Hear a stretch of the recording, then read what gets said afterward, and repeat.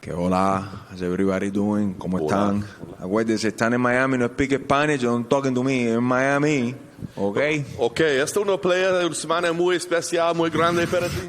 Now, hey, Jorge, Fight Week in Miami, man. Star of the sport, been in big fights, but Fight Week in Miami, does this one feel a little bit extra special for you? In so many ways, Angles. I feel redundant saying this, but I was here at that UFC event live, my first live event ever 20 years ago. I was 17, about to turn 18, so that means I could become a professional. So I didn't know all the details of it, but I knew what this lifestyle would entail, you know.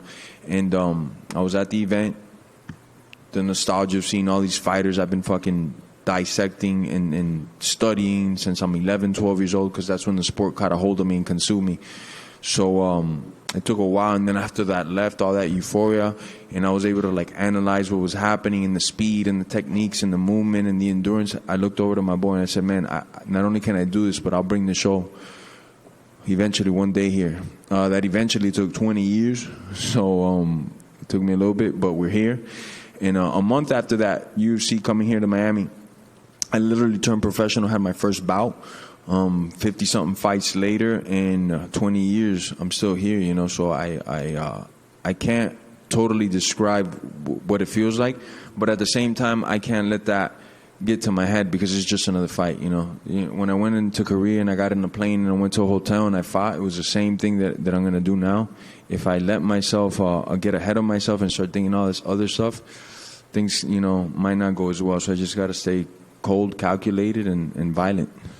That's kind of what I want to ask you next. Is that almost a challenge for you, right? Because I know you want to, you want to balance your time out here, right? You're a star here. You want to give people a show. You got business. You got a lot going on in Miami, right? I know you want to soak this moment in also, but is it almost difficult to strike that right middle balance to make it just another fight? I'm just greedy, man. You know, the last month I've been extra greedy. I'm sure everybody's gonna be like, I could imagine, but believe me, you can't imagine how many ticket requests. People everywhere, you know, it's a lot, and the show hasn't come in 20 years, so it's a lot. There's not even fans of mine, just fans of the sport that live here, that are combat addicts like me. Like, thank you for bringing the show here, you know, blah blah blah.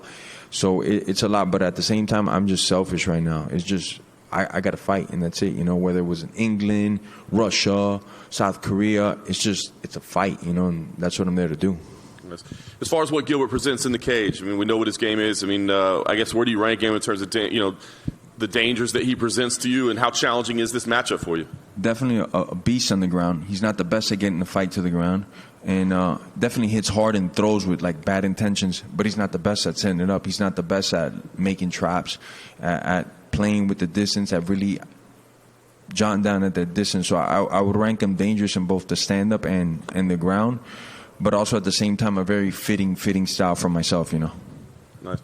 Last thing for me, obviously there's a lot of talk about the welterweight title picture. Are you letting yourself think about that at all, or do you have to be careful not to? Because obviously you have a great history with the champion. It would be a phenomenal matchup, but we kind of know which way Dana has mentioned. Are you thinking about that whole scenario as you enter this fight week?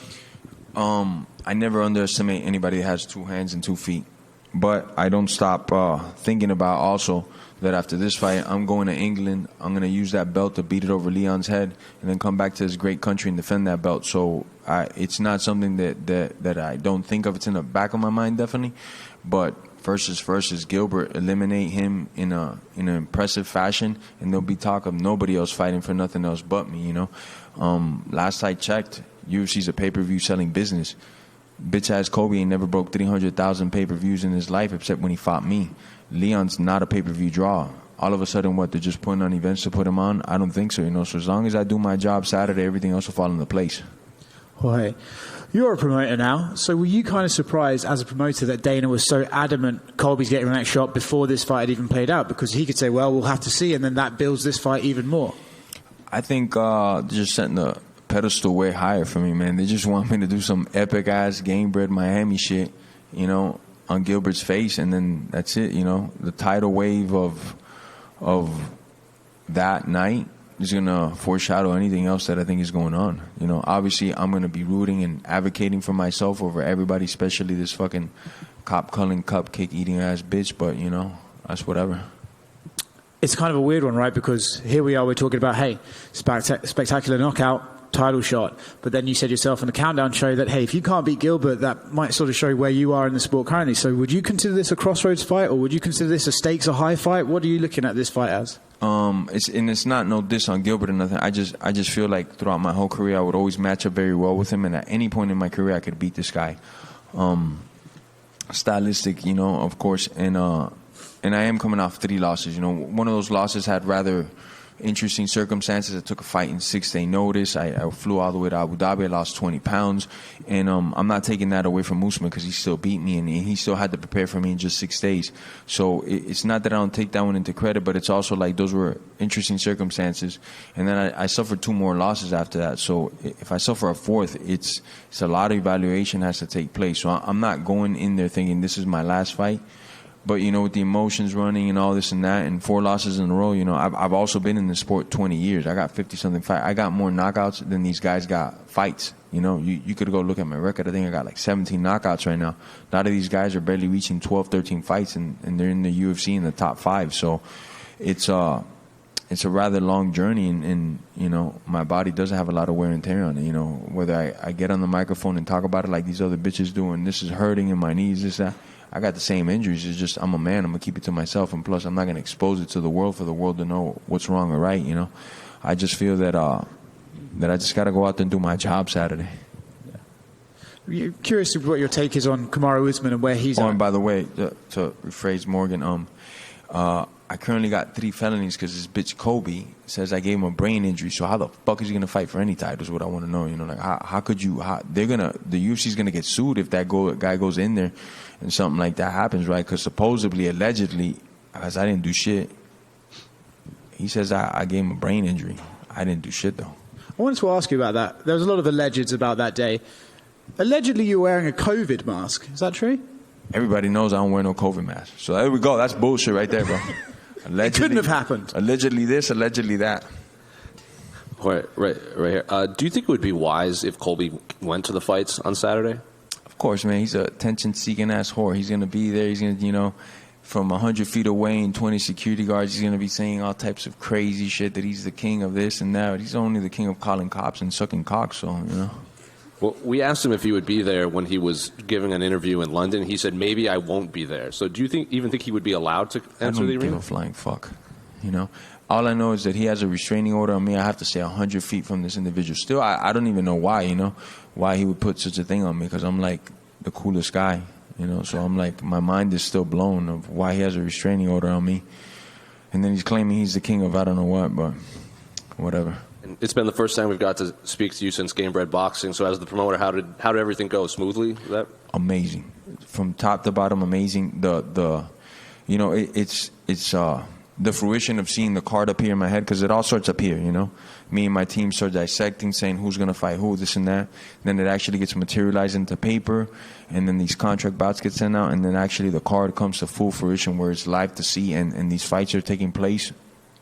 It's just mind-blowing. It's fucking mind-blowing. A lot of these fights were better than I thought in my own mind, and obviously I'm going to be rooting for the fights to be at their best, and a lot of these fights exceeded my own expectations, so great event. It's our 4th boxing event. I think it took off amazingly. I just want to open up these doors and platforms so all these up-and-coming, young fighters to come get their money and their shine on. What did you make of Anthony Pettis beating Roy Jones Jr.? I don't think many people saw that coming.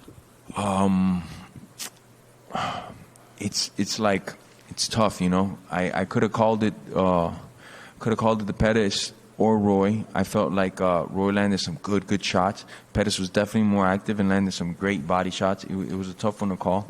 But yeah, I leaned towards Pettis. I was okay with the decision as well. It was a great decision. Crazy, right? Anthony Pettis beating Roy Jones Jr. Obviously, it's not Roy Jones Jr. of, Roy Jones Jr., because ain't nobody beating that guy. But it was still interesting to see how is this guy that's never boxed going to do against the greatest talent that ever stepped in boxing, Roy Jones Jr. And to kind of look further down this card, you said you wanted to kind of open doors for these young fighters. Raul Rosas is fighting to kick off the pay-per-view. He's 18, 19 years old. He wants to be UFC champion by the time he's 20. So what advice would you give to him as someone that's so young in his career? Train. Just when you think you trained a lot, just train some more. Forget about the world. Forget about the outside shit. Like, you know, this sport is very, very demanding. And the only way you fly in this sport is like staying in shape. And how you stay in shape in this sport is not by putting Instagram posts or doing this and that. It's about getting after it, you know. You're in the gym in the morning, in the midday, the night. You find some time to do recovery in between that, and then you repeat that the next day, and then the next day, and the next day. And then you cross your fingers and you hope that all this hard work you put in pays off in the fight. And even then, that's not guaranteed, you know. So it's just, man, put your hard head on, put your mouthpiece on, and get to work.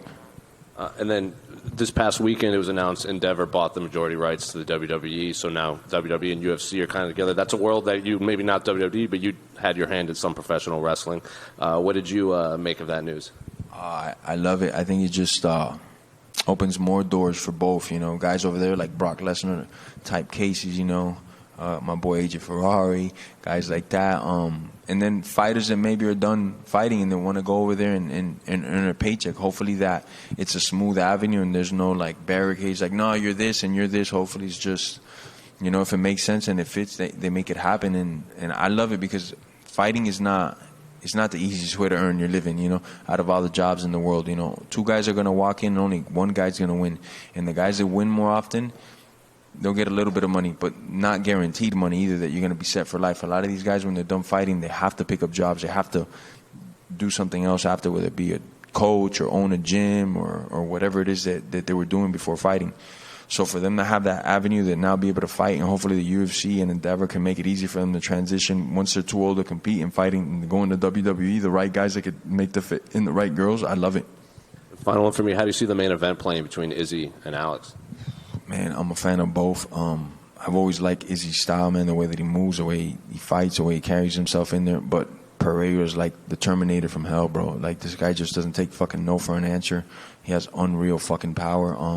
And it's hard to bet on Izzy because he's lost 3, and 2 of them are by knockouts. It wasn't like, you know, a lot of them are competitive. One of them I did think was highly competitive in the kickboxing match. So that being said, I feel like they just fought 2, like, last week, you know, so is that still fresh in Izzy's mind? Can he put himself in the right spot? I think he can, because Izzy's a hell of a competitor, man, and he shows up and does his thing. But conventional wisdom would say I'm going to lean with Pereira, you know. Well, kind of going off of the quick turnaround, you had said you thought maybe Usman came back too soon after getting the head kick. Do you think Izzy's coming back too soon after getting knocked out? I think Izzy's a special talent, you know. But yeah, a big part of me does believe that, you know, and I come, my trainers are a little bit more old school where they want you to take a minimum of 6 months to a year after a knockout loss to let your brain heal, let your mind get right, let your spirit get back in the right place. So I don't know, you know, I would say a little bit early, but Izzy's Izzy, man. He's the dude that if somebody's going to do it, it's probably going to be him. Jorge over here. Mr. 305, man, yes, what's sir. up? What's Sports up, man? betting legalization in Florida has been a huge topic. Curious on your take and whether it's something that needs to get legalized in Florida. Online betting? Sports betting in general. I think so, right? Like, why not? You know, I think they're probably just working out the kinks on how to tax who, what, and where, and that shit will be up and running for everybody.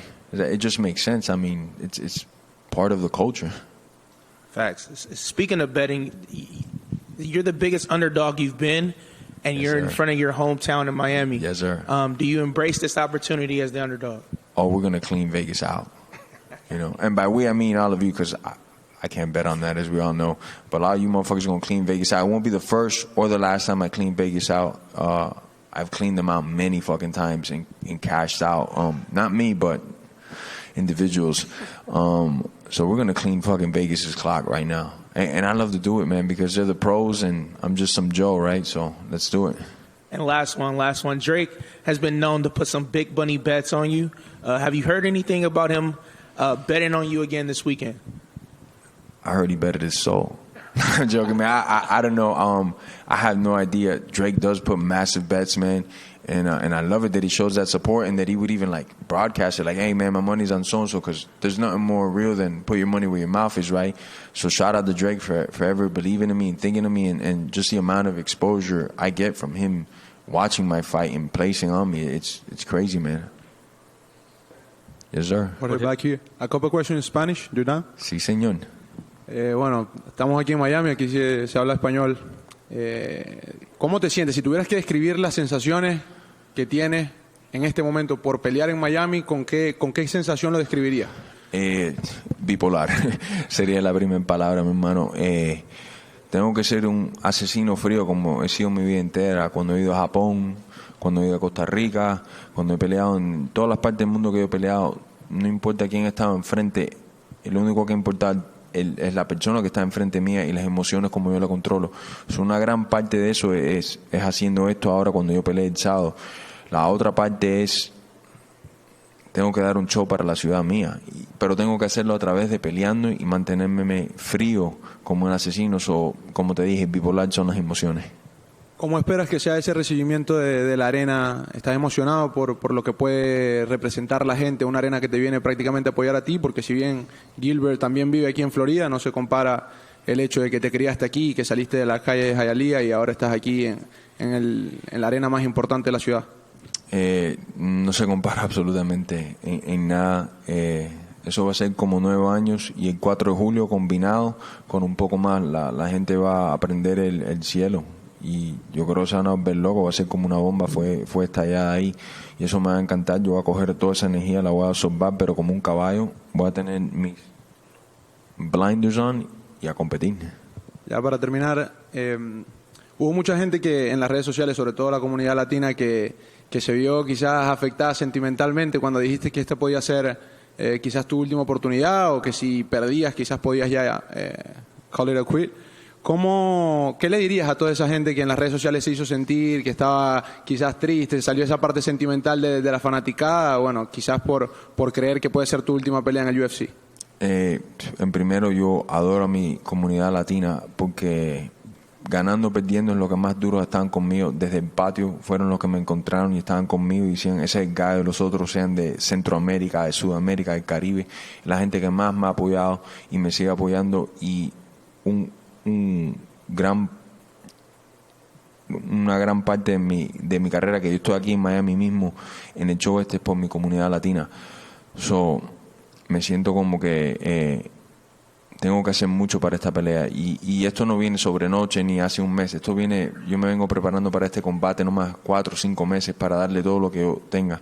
Y los comentarios que vamos a retirar, bueno, tengo 3 perdidas seguidas. Si fuera la cuarta, tengo que evaluar mucho de mi carrera, de mi físico, de mi mente. Yo me siento mejor que cualquier otra pelea llegando a este momento, pero al fin del día la pelea es lo que cuenta. Diciendo eso también, mi gente también no puede ser muy egoísta. Tengo 20 años en la carrera, tengo 52 peleas, tengo más knockouts que esta gente tiene en peleas. Si tú ves el récord mío, tengo como 17 knockouts, y entre las 5 mejores, 10 mejores del mundo, esta gente ni tienen 17 peleas. El día que eso venga, yo voy a llorar más que cualquiera. El que más afectado va a estar yo, pero yo sé que mi comunidad latina va a estar conmigo en las próximas cosas que yo haga, y eso va a ser promoviendo las peleas, encontrando el próximo Jorge Masvidal y exponiéndolo al mundo. Cuando el día ese venga, que no va a ser abril 8, porque yo lo sé, lo siento en mi corazón, será un día difícil para todos los otros, pero mi gente latina siempre va a estar conmigo. Pero yo te prometo, abril 8 no me estoy retirando. Gracias. Suerte, sí, hermano. Señor. Gracias, hermano. Bendiciones. Jorge, Hermano. looking good? I want to ask you, Jorge, there you go. This is Miami, right? This is your home city. You had told me that, at some point maybe this was a dream and it could have not happened. You've been fighting for a really long time. It's finally here. Really long time. As you mentioned, 50-plus fights. And I just want to know, how refreshing is it to get this at this point of your career? It almost feels like a shot of energy, right? A shot of cafecito. I see it in your face. You look happy. You look very at home.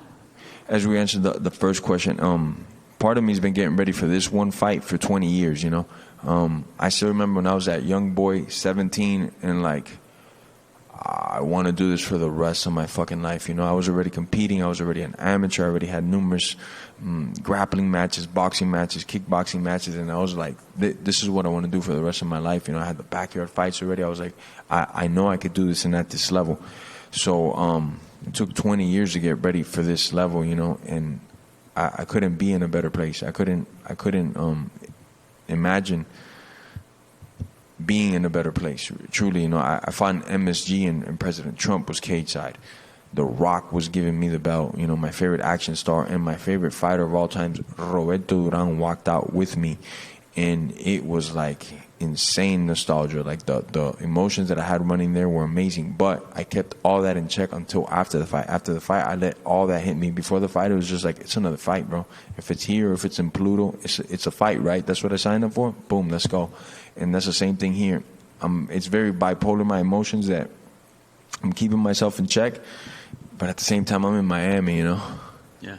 And you're a man on a mission, obviously. But how much has Miami, like, added, you know, as far as motivation and all that? Because you are fighting in front of your people. Insane. I mean, I run, you know, I go do my road work. It's like people are literally pulling over their cars. I fucking love you. You fucking kill this motherfucker. Don't call it. It's nuts. It's nuts. So now the running has taken places in places where I can't be seen running, stuff like that. If I go to the corner store to get something to drink, it's like everybody from the clerk, you know.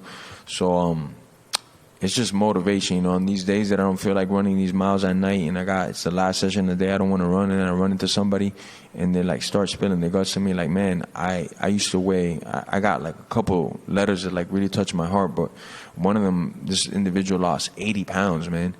And he told me that everything was inspired by me. And he had sent me these messages, and we were talking on Instagram. He didn't tell me anything. He just showed up to one of my gyms one day, and he's like, look, this is me. I wanted to show you this is a real deal. And the dude said that I helped him get through depression through the videos that I put up on YouTube and seeing from where I came from where I'm at. He's like, I lost 80 pounds, showed me all the pictures, everything. I was like, fuck, man, if I could inspire you to do that, I got to inspire myself to do something greater, you know? Yeah. And, you know, it's Miami, Leon Edwards is champion. I mean, it almost seems like the stars are aligning here for you to, like, deliver something great and even surpass, special, right, Colby Covington in the whole title run. Do you like all that? Do you feel like this is almost like being a story being built up here ahead of Saturday? Those things about Colby fighting Leon, those are rumors. That dude has a brain injury, like I said, so he's claiming, you know. I got 3 felonies on my head because this guy's saying I have a brain injury. So I'm pretty sure that, like, on a medical level, you can't fight if you have a brain injury, you know. So like always, this guy's like full of shit, and I'm no doctor or nothing, but whatever, right? I feel like, yeah, the stars are aligned in many different ways, but not just because of what I just mentioned, but because, shit, man, the way things went down, the way my training has been leading up to this camp. There's a lot of mile markers I set up for myself because I want to see, man, maybe I don't have it anymore. I'm coming off 3 losses, so I put a nice, rigorous training before the fight even got announced, just to like, hey, can I meet these goals? When I used to be 22 years old, I could run a mile like this. Can I beat it? Can I do that? And numerous markers I checked off on the list. Then I got myself closer to the fight. I'm 8 weeks away now. I'm in the gym more than doing like general conditioning. And my sparring partners, and you guys all know where I train at American Top Team, where we have studs from top to bottom. Grant Dawson, Johnny Eblin have been my main staples for this sparring partner. If anybody knows these guys, they know that these guys are fucking vicious. And Don's one of the better grapplers. He's currently 7-0 right now, or 7-1 draw, 7 wins. Johnny Eblin, the world champion, undefeated at middleweight in Bellator. And we've been beating the fuck out of each other. And they said it to me like, this is the best camp I've ever felt you. So from a spiritual, physical, mental place, I feel like I'm in the best spot of my life, you know. All the tools that I've been working on are clicking in right now. Lastly, you versus Leon, biggest fight that can be possibly made at 170? Oh, definitely, you know. I mean, unless Connor's bitch ass came to 70, but that midget ain't coming up to fight me. It goes without saying, me and Leon sell pay-per-views, you know. Leon and Usman, what did that do? Those numbers ain't even out because they're so shitty, I heard, you know. And it's just, you know, they're both great fighters and great tacticians and stuff, but they don't risk it for the biscuit all the time. And fans, you know, like, okay, you know, you're kind of playing it safe, you're doing the distance thing or you're doing the hugging thing and just sniffing nuts. Fans don't want to pay that shit, you know. Somebody that's a construction worker that busts his ass every day of his life, come Saturday, they want to get distracted. They want to forget about all their problems and worries. They don't want to see 2 guys just fucking hugging each other or staring at each other. So when you add me into the mix, you know, win or lose, I'm going to try to take somebody's soul with me and entertain the fuck out of you. That's the only reason why I sell pay-per-views. It's not because nothing else, you know. Yes, sir. Fighting for UFC, game-bred boxing, game-bred MMA, game-bred everything. What do you enjoy most about your life right now? Competing, training, like I said, on a pro level, I've been at this for 20 years, but I started young, you know, in and out, because I would get in trouble. My mom would be like, no, we're taking you out of these martial arts programs. So I would say officially I started more like around 11, 12 years old. But since like 7 years old, I was in this. And, you know, I feel like it keeps me young, it keeps me hungry, and it also humbles me a lot, you know. The promoting has been amazing. I've been doing it now for like 3 years, and it's been times flying doing the promoting because it's so fun. Though there's roller coasters in that too. Main event getting hurt 2 days before a fight. Now we gotta like move the whole fucking card around and things like that, and it's a roller coaster of its own. Nothing compares to fighting. Nothing compares to getting ready for that fight. The amount of sacrifice. I've said in numerous interviews before, in every training camp, I got to push so much. I got to be a little bit more disciplined, especially now that I'm 38. Back then, I would sleep on the constant 4 to 5 hours and feel great. Now, if I don't get like 7 hours and a half of sleep minimum, I don't feel that good. So now my discipline has gone up, and in my discipline going up, I think I've become like a slightly better person. You know, I'm going to sleep earlier. I'm waking up earlier. I'm doing workouts. I'm eating cleaner, just all for that one and final goal, to get my hand raised on Saturday. So fighting to me is still the funnest shit, period. And lastly, from me, do we have any special guest celebrities, athletes that you know of that are going to be coming out Saturday for your support? All of them. All of them. My mom, my dad, my kids, those will be the biggest celebrities in the building. But aside from them, all of them, you know, I'm Miami, and more than anything, it's easy to sell combat nowadays. You know, who doesn't want to watch a fight? You know, you could be on your way to the Super Bowl or the soccer final championships. A fight breaks out in the parking lot, you're gonna stop and turn. Now you're talking about you got badasses that did this their whole life. This is all they train for is combat, and it's here in Miami where everybody wants to be here because we got the greatest city in the world, because we got the greatest policies in the world, and people could live here free. Everybody's here in Miami now, especially since Corona. The whole world got to see, like, man, Miami's a place to be at because of our freedom, our liberty that we give to our citizens here. So everybody will be there. And if they're not there, I mean, they're probably getting it on pay-per-view. Jorge, over here, just one last quick question. Yes, you know, you're the king of Miami, man. Never been to Miami myself. You know, where do I need to go eat? Where do I need to go gamble? What are you trying to eat? Anything, wherever your best spot is. What's anything? I mean, you want like hamburger? Best taco? Chris, what's the name of that spot that we just found the other day? No, that's not the name. Coyo Taco's pretty damn good too, and La Taqueria Mombi is pretty good. It's right here in Design District. Coyo Taco, you can't go wrong with them. They're phenomenal. But if you're in Miami, you got to just eat like mainly Latin food, because we got the best Latin food in the country. You know, Peruvian food here is amazing. The Cuban food here is second to none. We make the best Cuban and Peruvian food because we have so many immigrants and people that come straight from there and set up shop here and cook. We got some pretty good steakhouses as well, brother. So it just depends what you want to eat, man. Yes, sir. Yes, sir. Thank you, fellas.